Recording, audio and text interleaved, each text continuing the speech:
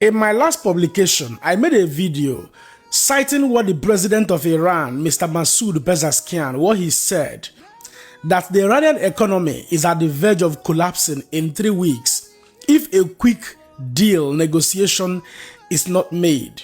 When I made that very video, pro-Iranian supporters, pro-Iranian that follow my channel, were doubting the authenticity of that very information. Some of them were saying, show us the evidence and all of that.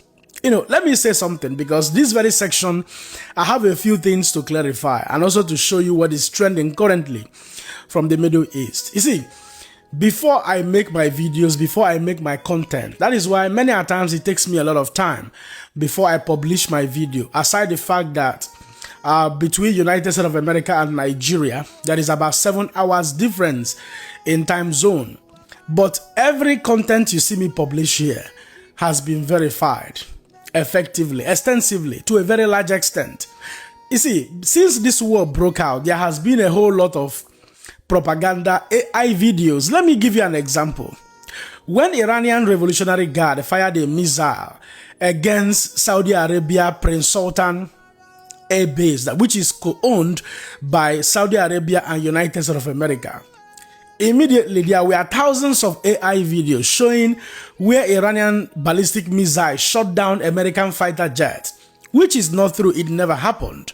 There is a documented evidence that this ballistic missile that was fired down to Prince Sultan Air Base in Saudi Arabia actually damaged some of United States of American aircraft. Precisely, I think KC-135 Stratotankers. They were not in operation. This fighter jet or this aircraft, this refueling, tankers were already docked. They were already, parked in that very air base when the ballistic missile attack came. Hence, the reason for that very damage. Having established that, now I want to show you a video clip where it was broadcasted by Channel 14.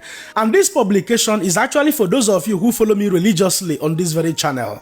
The president of Iran, Mr. Masoud Pezeshkian, has cried out in a phone call conversation with the IRGC, who at this material time are the people running Iran, telling them that he wants to get involved in the negotiation with the United States of America, and that the overall essence of him wanting to get involved in that very negotiation is to make a quick deal such that the economy of Iran does not collapse. You know what I mean?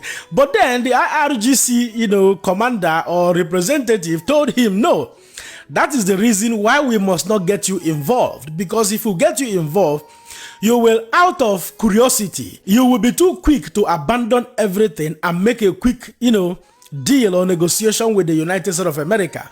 And the man went further to say that he feels like he's in hostage, that he can't even resign, he can't even make any decision, that he's simply reading from a script that has been given to him.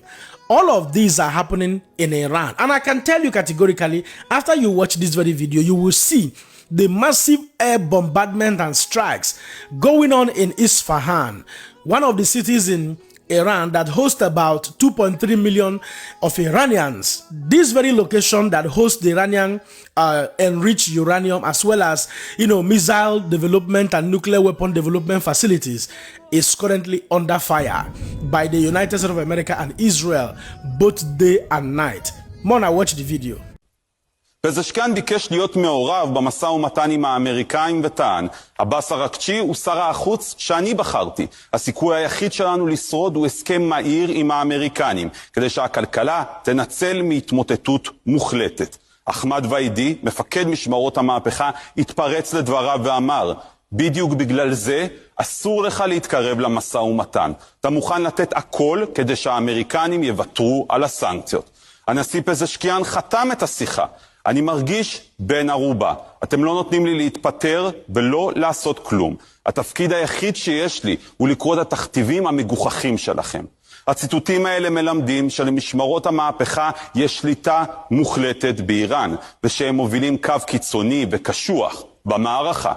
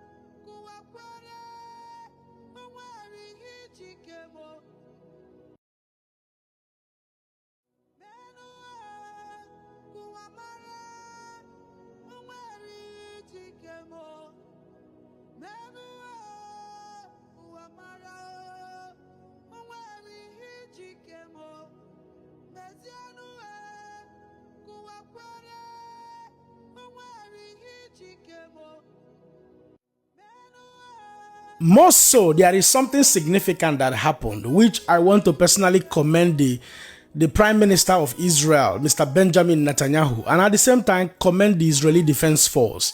In the last 48 hours, we saw a video clip trending online where, a particular battalion of the Israeli Defense Force detained some CNN journalists, some CNN correspondents. They detained them, which was considered illegally. When I saw that very video, I felt sad in myself because journalists must be allowed to do their job in a war like this. Today, a verified information coming from the Israeli Defense Force has just confirmed that IDF has dismissed the entire battalion that was responsible for this illegal activity. This is what I consider discipline in the line of duty, not minding whose ox is God. I hope that Nigerian military, Nigerian government will borrow a leave from the actions of this Israeli, Defense Force, because it is practically commendable. That is discipline. Over time, we have seen what happens in Nigeria with uniformed men, with the police, with the military, and all of that. If the government, if the institutions, if the security agencies learn how to discipline, their members at all times, I can tell you, we will begin to have disciplined officers at all times. Mona, watch the news. The Israeli military has indeed taken what appears to be unprecedented action in the result of this, both in speed and in scope, with the Israeli military's chief of staff suspending the entire battalion from operations in the West Bank, sending them back for training, all of that happening within 48 hours of our report airing. In addition, Meir, that soldier that you saw speaking about revenge, about helping illegal settler outposts become legal, he has been dismissed from the Israeli military altogether. The soldier who assaulted my cameraman, Cyril Theophilus, he is under investigation now by Israel's military police. We will follow, of course, the results of that investigation. And finally, to ramp it up, a lot is going on in the Middle East. Yes, I don't want to say much here, but there is a news that is coming. There is a publication that is coming in the next few hours, maybe 2, 3, 4, 5 hours. I will be dropping that very video to give you an overview of what is happening currently in the Middle East and the trajectory of events.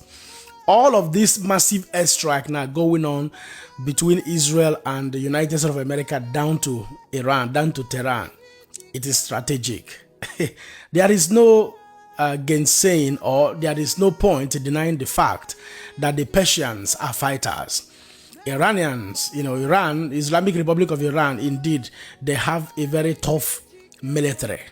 However, what is coming now is really huge. Yes, but we will be alive to tell the story, to explain in detail how it all is going to end at the end of the day. So let's keep watching closely. But one thing you cannot, deny at this material time is that there is already crisis going on within the Iranian Revolutionary Guard Corps, within the Iranian, presidency. A lot is already happening now. There are chances of a profound, unprecedented coup d'etat. How is going to happen? I do not know, but wait for my next publication and we'll have a very clear overview of events unfolding from the Middle East. Even though at this material time too, Iran is crying out loud, according to their spokesperson, saying why will their neighbors, their Gulf brothers and sisters, go as far as having a defense deal with Ukraine. Don't forget that Ukraine is currently having a beneficial defense deal with both Saudi Arabia and Qatar in order to deploy their drone expertise, both in deployment as well as interception. So a lot is going on, pending when the 10 days, more days that Donald Trump has given to them to strike a deal or face the consequences of what is to come. And at this point, I'll allow you guys to be the judge. Don't forget to let me know what you think in the comment section and share this video. Man, another person see him. God bless you.